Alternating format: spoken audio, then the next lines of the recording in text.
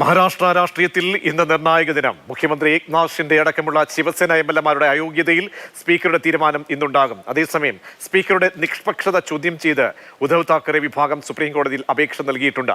34 പരാതികളിലായി 54 എംഎൽഎമാരുടെ അയോഗ്യതയിലാണ് തീരുമാനം എടുക്കുന്നത്. ബസന്ത് സുപ്രീംകോടതിയുടെ ഇടപെടലോടുകൂടി ഉണ്ടാകുന്ന ഒരു തീരുമാനം കൂടിയാണ്. ഇന്നിപ്പോൾ എന്ത് പ്രതീക്ഷിക്കാം? എപ്പോഴായിരിക്കും തീരുമാനം ഉണ്ടാകുക?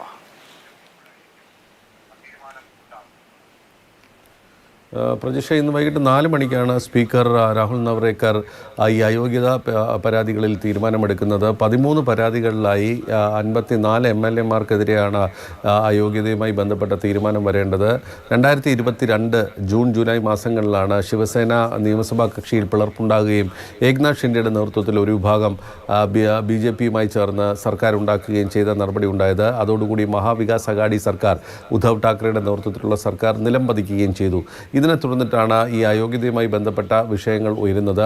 ഇരുവിഭാഗവും അന്യോന്യം പരാതികൾ നൽകിയിട്ടുണ്ട്. അതായത് ശിവസേന വിട്ടുപോയവരും ശിവസേനയുടെ ഒപ്പം നിൽക്കുന്നവർക്കെതിരെയും ഒക്കെ തന്നെ പരാതികൾ അന്യോന്യമുണ്ട്. ഏതായാലും ഈ വിഷയം തെരഞ്ഞെടുപ്പ് കമ്മീഷൻ്റെയും അതോടൊപ്പം തന്നെ സുപ്രീം കോടതിയുടെ മുന്നിലെത്തിയിരുന്നു.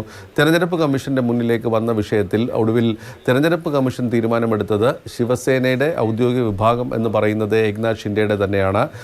അവർക്ക് അമ്പും വില്ലും ചിഹ്നം നൽകുകയും ചെയ്തു. ഉദ്ധവ് ഠാക്കറെയുടെ നേതൃത്വത്തിലുള്ള ചിഹ്നത്തെ പാർട്ടിക്ക് ശിവസേന UBT എന്നുള്ള പേര് നൽകി കത്തുന്ന തീപ്പന്തം ചിഹ്നമായി അനുവദിക്കുകയും ചെയ്തു.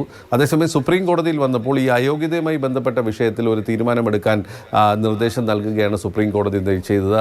മാത്രമല്ല, ഉദ്ധവ് ഠാക്കറെ മുഖ്യമന്ത്രിയായി പുനഃസ്ഥാപിക്കാനും സുപ്രീം കോടതി വിസമ്മതിച്ചു. കാരണം അവിശ്വാസ പ്രമേയം ചർച്ചയ്ക്കെടുക്കുന്നതിന് മുമ്പ് തന്നെ ഉദ്ധവ് ഠാക്കറെ മുഖ്യമന്ത്രി സ്ഥാനം രാജിവെച്ചു എന്നുള്ള വിഷയം ചൂണ്ടിക്കാട്ടിയാണ് സുപ്രീം കോടതി അത്തരത്തിലൊരു തീരുമാനമെടുത്തത്.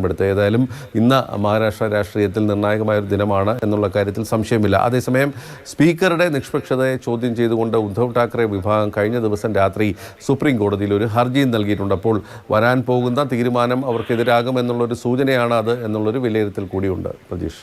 ശരി, ബസന്താണ് ഡൽഹിയിൽ നിന്നും വിശദ വിവരങ്ങൾ പങ്കുവച്ചത്.